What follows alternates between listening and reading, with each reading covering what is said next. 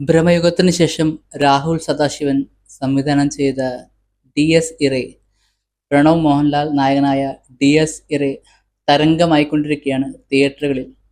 ഈ സിനിമ തരംഗമാവാൻ കാരണം മറ്റൊന്നുമല്ല, എല്ലാവരും തിയേറ്ററിൽ ഇരുന്ന് പേടിക്കുന്നുണ്ട്. എല്ലാവരും എന്ന് പറയുമ്പോൾ majority of the people, majority ആൾക്കാരും തിയേറ്ററിൽ നിന്ന് പേടിക്കുന്നുണ്ട്. അതാണ് സിനിമയുടെ ഒരു മെയിൻ ഹൈലൈറ്റ് എന്ന് പറയുന്നത്. ഇപ്പം ഞാൻ പുതുതായിട്ട് പറയേണ്ട കാര്യമൊന്നുമല്ല, പക്ഷെ എന്നാലും പറയുമ്പോൾ എന്തെങ്കിലും പറയണമല്ലോ, അപ്പം അതുകൊണ്ട് പറഞ്ഞതാണ്. ഈ സിനിമയുടെ പ്രീമിയർ കാണാനുള്ളൊരു ഭാഗ്യം കിട്ടി. ഭാഗ്യമെന്നല്ല, ടിക്കറ്റ് ബുക്ക് ചെയ്തു, അങ്ങനെ കിട്ടി. അപ്പം എന്തായാലും ഈ സിനിമയുടെ പ്രീമിയർ കണ്ട് രാത്രി 2:30 ആയിട്ടാണ് വീട്ടിലെത്തിയത്. കുഴപ്പമൊന്നും ഞാൻ ഉറങ്ങാൻ വലിയ പ്രശ്നമില്ലാതെ ഉറങ്ങി. ചെറിയൊരു പേടിയൊക്കെ ഉണ്ടായിരുന്നു, എങ്ങാനും ഉറങ്ങാൻ പ്രശ്നമുണ്ടാവുക എന്നൊക്കെ. പക്ഷേ കുഴപ്പമില്ലാതെ പോയി. എന്തായാലും സിനിമയെക്കുറിച്ച് പറയുകയാണെങ്കിൽ സിനിമ ഒരു ഗംഭീര സിനിമയാണ്. ഞാനിനി പ്രത്യേകിച്ച് പറയേണ്ട കാര്യമില്ല, കാരണം സിനിമ ഓൾറെഡി ഭയങ്കര ഒരു ട്രെൻഡിങ് ആയിട്ട് പോയിക്കൊണ്ടിരിക്കുന്നുണ്ട്. സിനിമയുടെ മേജറായിട്ടൊരു ഹൈലൈറ്റ് എനിക്ക് തോന്നിയത് നമ്മുടെ ക്രിസ്റ്റോ സേവിയറിൻ്റെ ആ ഒരു ഗോത്തിക് സ്റ്റൈൽ ഓഫ് എന്താ പറയുക മ്യൂസിക്. വെസ്റ്റേൺ മൂവീസിലൊക്കെ നമ്മൾ കാണുന്ന തരത്തിലുള്ള ഒരു മ്യൂസിക് പരിപാടികൾ ക്രിസ്റ്റോ അറ്റ് ഹിസ് ബെസ്റ്റ്. ഭ്രമയുഗത്തിന് ശേഷം ക്രിസ്റ്റോൻ്റെ ഒരു കിട്ടില്ലൻ പരിപാടിയാണ് നമ്മൾ ഈ സിനിമയിൽ കാണുന്നത്. മറ്റൊന്ന് നമ്മുടെ രാഹുൽ സദാശിവൻ, പ്രേത അല്ലെങ്കിൽ ഹൊറർ സിനിമകളുടെ ആശാൻ, അല്ലെങ്കിൽ is the master in horror films, നമുക്ക് അങ്ങനെ പറയേണ്ടി വരും. കാരണം അത്രയും സൂപ്പറായിട്ടാണ് ഈ സിനിമ ചെയ്തിട്ടുള്ളത്. ഇതിനു മുമ്പ് പുള്ളി ചെയ്ത ഭൂതകാലം അത് വേറെ ലെവൽ, ഇത് വേറെ ലെവൽ, ഭ്രമയുഗം വേറൊരു കൈൻഡ് ഓഫ് ഹൊറർ. അപ്പോൾ എല്ലാം കൂടിയും രാഹുൽ സദാശിവം ഒരു യൂണിവേഴ്സൊക്കെ ഉണ്ടാക്കുന്നതായിട്ടാണ് നമുക്ക് മനസ്സിലാക്കാൻ പറ്റുന്നത്.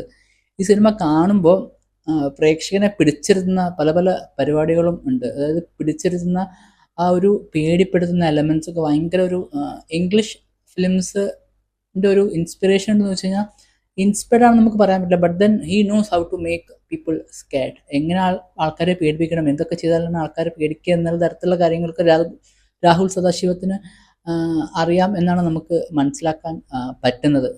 അപ്പോൾ എന്തായാലും ഈ സിനിമ തിയേറ്ററിൽ പിള്ളേരൊക്കെ ആയിട്ട് കാണുമ്പോൾ പിള്ളേർ പേടിക്കും, ഉറപ്പാണ്. രാത്രിയൊക്കെ കണ്ട് ചിലപ്പോൾ വല്ല സ്വപ്നമൊക്കെ കണ്ട് എഴുന്നേക്കാൻ സാധ്യതയുണ്ട്. മാത്രമല്ല റേറ്റഡ് മൂവിയാണ്, അപ്പോൾ പിള്ളേരങ്ങനെ തിയേറ്ററിൽ കയറാൻ ഉള്ള സാഹചര്യമില്ല.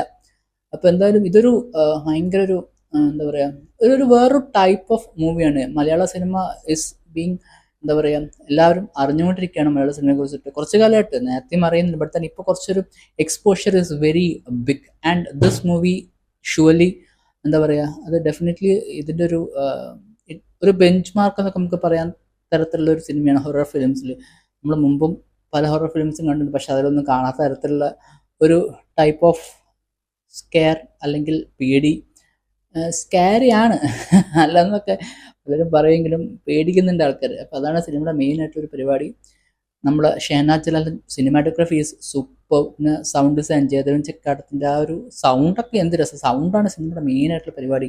And the treatment, how the movie is being treated. Pranav മോഹൻലാലാണ് മേജർ ഒരു ഫാക്ടർ.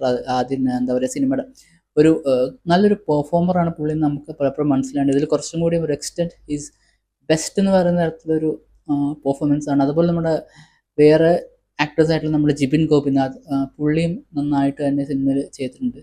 പിന്നെ നമ്മുടെ ജാക്കുറപ്പ് എന്ന് പറയുന്ന ഒരു നമ്മുടെ നടി ഉണ്ട്, അവർ നമ്മുടെ മലയൻ കുഞ്ഞ് അതിലൊക്കെ ഉണ്ട്. അപ്പോൾ എന്തായാലും ഈ സിനിമയിൽ നന്നായിട്ട് she has done her role very well. നല്ലൊരു സിനിമയാണ്, ഭയങ്കര ഒരു രസകരമായിട്ടുള്ളൊരു പേടിപ്പെടുത്തുന്ന സിനിമ, രസകരമായി പേടിപ്പെടുത്തുന്ന സിനിമയാണ് നമ്മുടെ ഡയസ് ഇറേ അല്ലെങ്കിൽ D S ഇറേ, റാത്ത് of death, Italian വാക്കാണ്. അപ്പോൾ എന്തായാലും വളരെ പേടിപ്പെടുത്തുന്ന സിനിമയാണ്. എല്ലാവരും തിയേറ്ററിൽ നിന്ന് തന്നെ കണ്ട് പേടിക്കുക.